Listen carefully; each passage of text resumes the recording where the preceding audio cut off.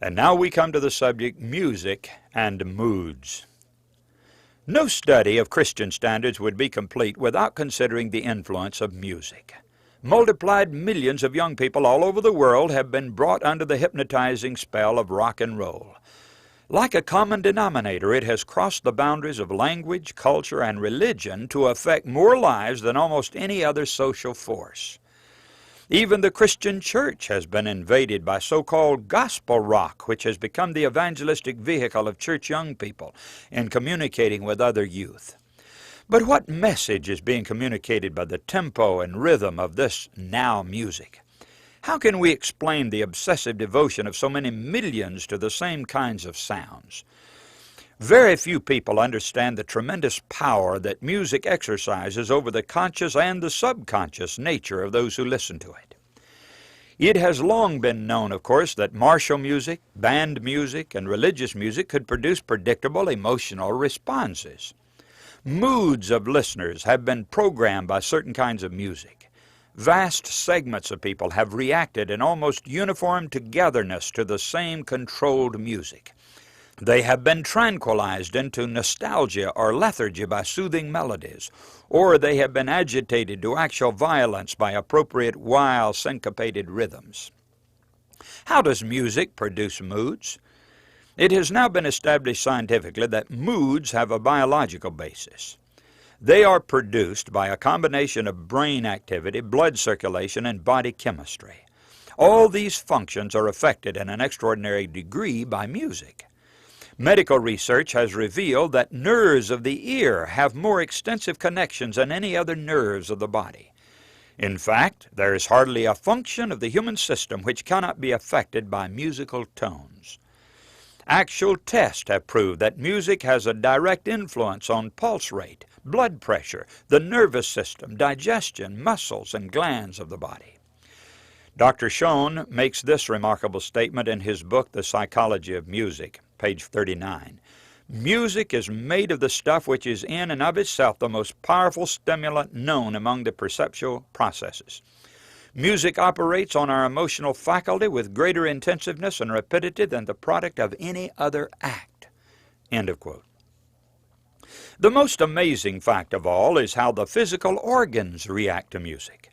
Since the body only functions when the brain commands it to, we know that music in some way has to reach the brain first of all.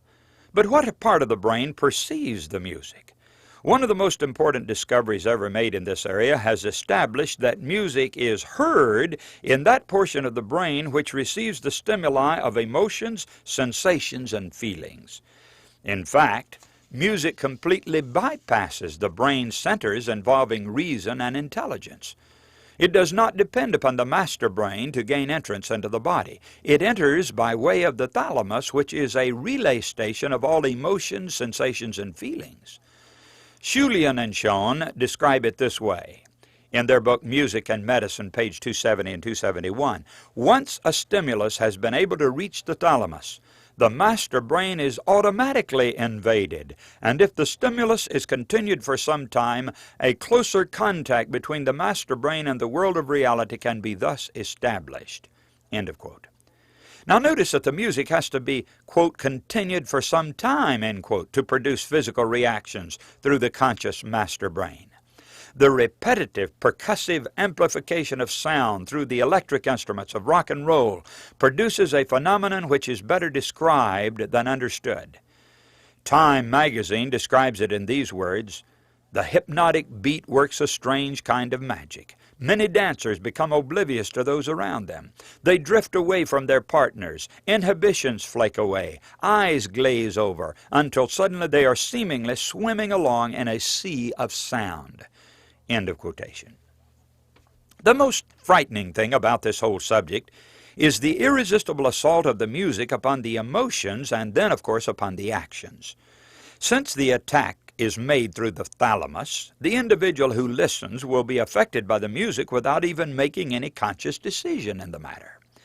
This is why doctors have grasped music as a fantastic new way to reach the minds of the retarded and the mentally ill. It has opened the door for music to be used therapeutically to communicate with emotionally disturbed patients. Even autistic children are being remarkably stimulated to respond because they do not have to make any kind of voluntary decision. The music reaches the brain center just by being perceived as sound through the thalamus. Words may mean nothing to the children, but the sensory level is pried open by the music, providing access to the conscious brain.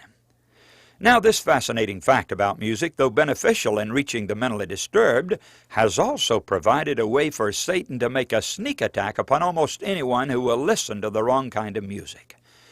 Without his even realizing it, the listener's mind will be bent to whatever emotional attitude the devil wants to incorporate into the musical beat. Van de Waal sums it up in this manner in his book Music and Hospitals, page 15. Much of what we call irresistible in music is so because we react on this sensory motor level of functioning. End quote. Later in his book, Van de Waal describes how the nerves transmit the musical message to the various parts of the body. On page 106, he wrote, "Sound vibrations acting upon and through the nervous system give shocks in rhythmical sequence to the muscles which cause them to contract and set our arms and hands, legs, and feet in motion. On account of their automatic muscular reaction, many people make some movement when hearing music. For them to remain motionless would require conscious muscular restraint." End of quotation.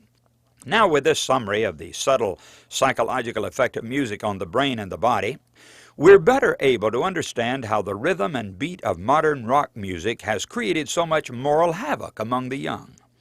The incessant themes of illicit sex, drugs, and rebellion have been dinned into the brain, creating an emotional attitude of acceptance toward these aberrations of conduct. By operating through the thalamus, Satan bypasses the mental and spiritual barricades of intelligent reason and enters the citadel of the mind, the great control center of all human decisions and action. There, in the mind, Satan has the equipment to translate sensual musical impressions into physical action. Through the telegraphic network of nerves reaching every part of the body, he can communicate the appropriate commands to act in accordance with the emotional stimuli of the music. Now, it has been no secret that some of the most popular rock and roll musicians are not only tied with drugs, but also with spiritualism. Bob Larson has documented the confession of some such performers that their success had been guaranteed by a covenant with Satan. This means that Satan is controlling the production of the music as well as the manner of its communicating with the listener. No great wonder, then, that many rock and roll concerts have turned into orgies of obscenity, where both performers and listeners are virtually emotional pawns of satanic control. Many have defended rhythmic music on the basis that it correlates with the natural body rhythms and producing more coordinated activity and accomplishment. Now, it's certainly true that specially selected music increases the working capacity of the muscles. In his article, USSR Music and Medicine, Leonid Melnikov enlarges on this remarkable fact. He said, "At the same time the tempo of the movement of the worker changes with the change of musical tempo. It is as if the music determines a good rapid rhythm of movement." Another series of experiments on students proved that not only the working capacity changes under the influence of music, but also the pulse and blood pressure. End quote. Now, does this bodily response to specifically programmed musical selections mean that all rhythmic musical tones are beneficial to the body? On the contrary, although man has an inherent affinity for certain rhythms, there are some broken meter harmonic dissonances in the melodic line which are completely out of harmony with natural body rhythms. Such is the typical insistent tempo of rock and roll music.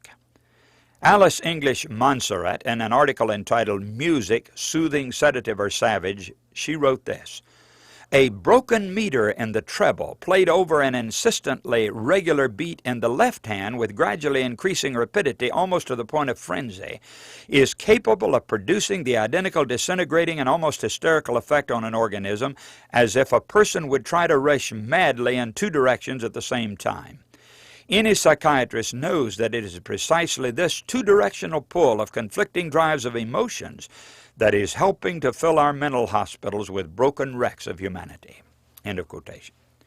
Now, what Ms. Montserrat is really saying is that to maintain a sense of well-being and integration, people must not be subjected too much to rhythms not in accord with one's natural body rhythms. If the truth were fully known, a vast proportion of the present teenage restless rebellion might be traced to this constant exposure to incompatible rhythms. The strategy of exploiting the sensual appetites is not a new approach for Satan. He has experimented with teenage emotions for almost 6,000 years and is well acquainted with their vulnerability. He has been delighted to manipulate the lives of unconverted young people through rock music. But he's even more delighted when he can intrude his mind-bending hypnotic music into the church. By his age-old program of gradualism, he has managed to break down the fine line of discrimination and to reproduce the same erotic musical beat in some Seventh-day Adventist churches. What a triumph for the devil when he manages to compromise the high standards of the last-day church. Any mingling of spiritual and carnal brings a reproach upon the people who are chosen to proclaim God's last warning message. The only correct attitude for those who are called out of Babylon and the world is to close every door to the deceptive musical snares of our great spiritual enemy. There can be no compromise with the degrading musical forms which have been Satan's tools of corrupting and destroying. We're reminded of Christ's words, "For that which is highly esteemed among men is abomination in the sight of God," Luke 16:15.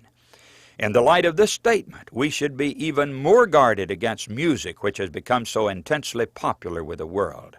Only a deep heart experience of love for Christ will empower our young people to take an unreserved stand against this highly esteemed deceptive instrument of Satan.